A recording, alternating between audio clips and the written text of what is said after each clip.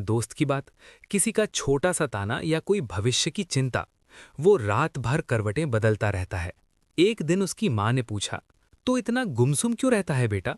अंशुल ने जवाब दिया, माँ, मैं हर चीज के बारे में बहुत सोचता हूँ। क्या मैं सफल हो पाऊंगा? लोग मेरे बारे में क्या सोचते होंगे? मैंने उस दिन जो कहा वो ठीक था या नहीं? अगर मैं फेल हो गया तो? माँ ने उसके सिर पे हाथ फेरा और कहा, बेटा, सोच जरूर, लेकिन इतना नहीं कि जिंदगी रुक जाए।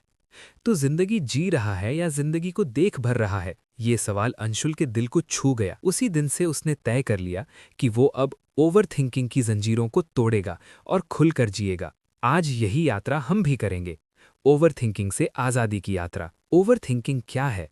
ओवर थिंकिंग यानी किसी भी विषय पर बार बार जरूरत से ज्यादा और बिना किसी ठोस समाधान के सोचना। ये सोच इतनी अधिक होती है कि व्यक्ति निर्णय नहीं ले पाता और एक ही विषय के इर्द गिर्द घूमता रहता है। ये सोच भविष्य की चिंता, अतीत की गलती या वर्तमान की अनिश्चितता पर आधारित होती है।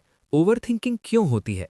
डर, असफलता का डर, आलोचना का डर या भविष्य की अनिश्चितता, अतीत के अनुभव, पहले की गई गलतियां बार बार दिमाग में घूमती रहती हैं। आत्मविश्वास की कमी, जब हम खुद पर भरोसा नहीं करते तो हर निर्णय पर संदेह करते हैं। परफेक्शनिज्म, जब हर काम को 100% सही करने की कोशिश करते हैं तब सोच बढ़ती है। इसके दुष्परिणाम, मानसिक तनाव और बेचैनी, अनिद्रा और थकान, निर्णय लेने की क्षमता में गिरावट, आत्मसम्मान में कमी, समय और ऊर्जा की बर्बादी। ओवरथिंकिंग के प्रकार, आत्म आलोचना, मैंने ऐसा क्यों कहा? मैं ऐसा क्यों करता हूं? भविष्य की चिंता, अगर ऐसा हुआ तो?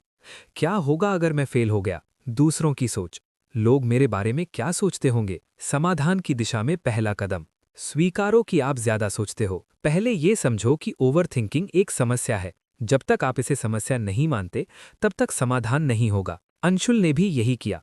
उसने स्वीकारा कि वो जरूरत से ज्यादा सोचता है। बस यहीं से बदलाव शुरू हुआ। दूसरा कदम, सोच और समाधान में अंतर समझो। सोचना अच्छा है, लेकिन तभी तक जब तक वो आपको समाधान की ओर ले जाए। जब सोच एक ही चक्र में बार बार घूमने लगे और कोई निर्णय ना निकले, तो समझो कि अब वो ओवरथिंकिंग बन चुकी है। तीसरा कदम, वर्तमान में जियो। जीवन इस क्षण में है। ओवरथिंकिंग का सबसे बड़ा कारण है या तो अतीत में जीना या भविष्य की कल्पनाओं में उलझना। एक बार एक संत नदी के किनारे ध्यान लगा रहे थे। तभी एक व्यक्ति उनके पास आया और बोला, गुरुजी, मेरा मन बहुत बेचैन रहता है। मैं हर समय सोचता रहता हूँ। संत मुस्कुराए और बोले, क्या तुम्हारे पास एक गिलास पानी है? हाँ, उसे हिलाओ। व्यक्ति ने पानी को हिलाया। अब देखो। गुरुजी, पानी गंदा हो गया है, अब उसे रख दो। कुछ समय बाद संत बोले, अब देखो। अब पानी साफ हो गया है। संत बोले, ऐसा ही तुम्हारा मन है।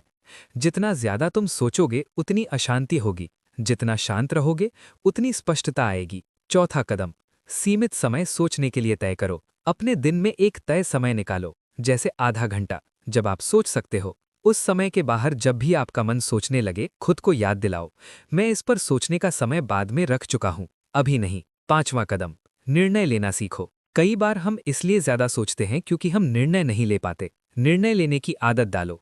भले छोटा निर्णय हो, लेकिन निर्णय लो और उस पर चलो। निर्णय लेने से आत्मविश्वास बढ़ता है और ओवरथिंकिंग कम होती है। छठा कदम, एक्शन पर ध्यान दो, ना कि परफेक्शन पर। कई लोग इसलिए भी ओवरथिंकिंग करते हैं क्योंकि वे परफेक्ट रिजल्ट चाहते हैं, लेकिन याद रखो, परफेक्शन एक भ्रम है। वास्तविक सफलता एक्शन से आती है। एक कलाकार हर दिन एक परफेक्ट चित्र बनाना चाहता था, लेकिन हर दिन कुछ ना कुछ गड़बड़ हो जाती थी। वो निराश होता गया। फिर उसने एक दिन सोचा, मैं हर दिन बस एक चित्र बनाऊंगा, चाहे अच्छा बने या नहीं। 6 महीने बाद जब उसने पीछे मुड़कर देखा तो 100 चित्र बन चुके थे और उनमें से बहुत से अद्भुत थे। उसे परफेक्शन नहीं बल्कि निरंतर प्रयास ने महान बना दिया। सातवां कदम, लिखो और खाली करो। अपनी सोचों को लिखो। जब हम उन्हें कागज पर उतारते हैं तो वे मन से निकलने लगती हैं। आप पाएंगे कि कई सोचें व्यर्थ थीं। लिखने से मन खाली होता है और स्पष्टता आती है। आठवां कदम, व्यस्त रहो लेकिन उद्देश्य के साथ। खाली मन शैतान का घर होता है, लेकिन व्यस्तता भी उद्देश्यहीन हो तो थकान दे जाती है। इसीलिए कोई लक्ष्य चुनो, कोई जुनून चुनो और अपने आप को उसमें लगाओ। नवा कदम, ध्यान और सांसों की शक्ति। हर दिन 5 से 10 मिनट शांति से बैठो, आंखें बंद करो और बस अपनी सांसों को महसूस करो। ये अभ्यास आपके मन को वर्तमान में लाता है और सोच को शांत करता है। 10वां कदम, खुद से सवाल पूछो। जब भी कोई विचार बार बार आए तो खुद से पूछो, क्या ये सोच उपयोगी है? क्या इससे मुझे कोई हल मिल रहा है? क्या मैं इसे अभी छोड़ सकता हूँ? 11वां कदम, दूसरों से बात करो।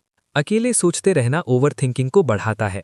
अपने करीबी दोस्त या परिवार से बात करो। कभी कभी बातें बांटने से ही हल मिल जाता है। 12वां कदम, सकारात्मक सोचों की जगह भरोसा भरो। हर बार जब नकारात्मक सोच आए, उसे पहचानो और उसके बदले एक सकारात्मक वाक्य बोलो। जैसे, मैं असफल हो सकता हूं के बदले कहो, मैं हर परिस्थिति से सीख सकता हूं। लोग क्या कहेंगे के बदले कहो, जो मुझे समझेगा वही मेरा होगा। 13वां कदम, हार से न डरो। कभी कभी हम इसलिए ज्यादा सोचते हैं क्योंकि हम हारना नहीं चाहते, लेकिन याद रखो, हार भी एक रास्ता है जीत की ओर। जो गिरता है वही खड़ा होना सीखता है। थॉमस एडिसन ने बल्ब बनाने के लिए हजारों प्रयोग किए, हर बार असफल हुए, लेकिन उन्होंने कहा, मैं असफल नहीं हुआ, मैंने वो 1000 तरीके खोज लिए जो काम नहीं करते। 14वां कदम, सोशल मीडिया से दूरी बनाओ। ओवरथिंकिंग का बड़ा कारण है तुलना। सोशल मीडिया पर दूसरों की जिंदगी देखकर हम खुद को कम समझने लगते हैं। ये सोचने पर मजबूर करता है, मैं पीछे क्यों हूं? समाधान है सीमित समय, सचेत इस्तेमाल और असल जिंदगी को प्राथमिकता देना। 15वां कदम, अपनी उपलब्धियों को याद करो। हर दिन या हर सप्ताह एक समय निकालो जब आप ये सोचो, मैंने क्या अच्छा किया है, मैंने क्या हासिल किया है। ये आत्मविश्वास को बढ़ाता है और ओवरथिंकिंग को घटाता है। 16वां कदम, जीवन की अनिश्चितता को अपनाओ। सब कुछ हमारे नियंत्रण में नहीं है, ये सच मानो और स्वीकार करो। जब हम अनिश्चितता को अपनाते हैं तो डर कम होता है और सोच मुक्त होती है। अब बस हो गया, अब और बर्बादी नहीं, अब और टालमटोल नहीं। तो कितनी बार खुद से झूठ बोलेगा? कितनी बार कहेगा कल से शुरू करूंगा? कितनी बार अपनी किस्मत को कोसेगा जब तू खुद अपने समय का कातिल है? हर सुबह उठता है लेकिन आंखों में कोई सपना नहीं, किताबें सामने होती हैं लेकिन दिल में कोई आग नहीं, फोन उठाता है लेकिन जिंदगी की जिम्मेदारी नहीं, और फिर बोलता है, मेरे साथ कुछ अच्छा क्यों नहीं होता? सुन ले, तेरे साथ अच्छा इसलिए नहीं होता क्योंकि तू खुद अपने खिलाफ खड़ा है।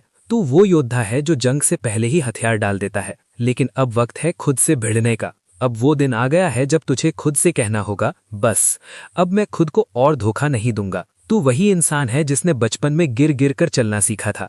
तेरे अंदर वो जज्बा आज भी जिंदा है, बस तूने उस पर धूल चढ़ा दी है। तेरे अंदर वो आग है जो पहाड़ों को चीर सकती है, बस तूने उस पर पानी डाल दिया है। तेरे अंदर वो पागलपन है जो इतिहास रच सकता है, बस तूने उसे मोबाइल की स्क्रीन में कैद कर दिया है। अब वो वक्त आ गया है जब तुझे अपनी औकात दिखानी होगी, खुद को ही, क्योंकि दुनिया तेरा तमाशा देख रही है। लोग तुझ पर हंस रहे हैं, तेरे सपनों को मजाक समझा जा रहा है, और जब तक तू उन्हें गलत साबित नहीं करेगा, तुझे कोई सीरियस नहीं लेगा।